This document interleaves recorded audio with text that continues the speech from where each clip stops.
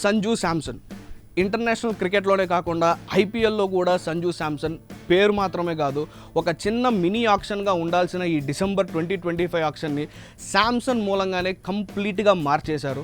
Rajasthan Royals Chennai Super Kings మధ్య జరుగుతున్న trade deal గురించి మనకి తెలిసిందే.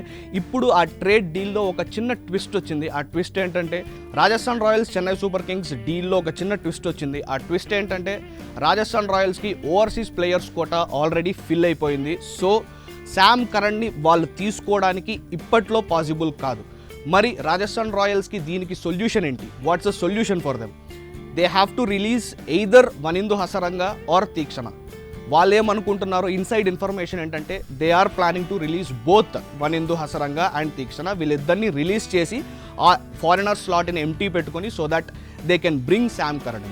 శామ్ కరణ్తో పాటు రాజస్థాన్ రాయల్స్కి వస్తున్న ఒక పెద్ద legendary player for CSK, that is Ravindra Jadeja. వీళ్ళిద్దరి రాకతో రాజస్థాన్ రాయల్స్ మాత్రం చాలా కంఫర్టబుల్గానే ఉన్నారు. On the other hand Chennai Super Kings ఇంకా ఫిల్ చేయాల్సిన స్లాట్స్ చాలానే ఉన్నాయి. They need an off spinner to replace Ravindra Jadeja. ఒక ఆల్రౌండర్ కూడా కావాలి. కానీ first 5 positions of batting with Sanju Samson arrival fix అయితే అయిపోయింది. మరి Chennai Super Kings Rajasthan Royals పరిస్థితి ఎలా ఉంటే what about the rest of the teams? Mumbai Indians last year Deepak చహర్ని 9.75 కోట్లు పెట్టి కొనుక్కుంటే దీపక్ చహర్ ఇంజురీ కారణంగా మోస్ట్ ఆఫ్ ద టోర్నమెంట్ ఆడలేదు. So it will be clear, Mumbai Indians Deepak చహర్ని రిలీజ్ చేసి మళ్ళీ ఆక్షన్లో తీసుకుంటారో లేదో తెలియదు, కానీ దీపక్ చహర్ని రిలీజ్ చేయడం మాత్రం ఆల్మోస్ట్ పక్కా. ఈ డిసెంబర్లో జరగబోయే ఆక్షన్లో కంఫర్టబుల్గా ఉన్న టీమ్స్ ఏమన్నా ఉన్నాయంటే those are RCB and Punjab Kings 11.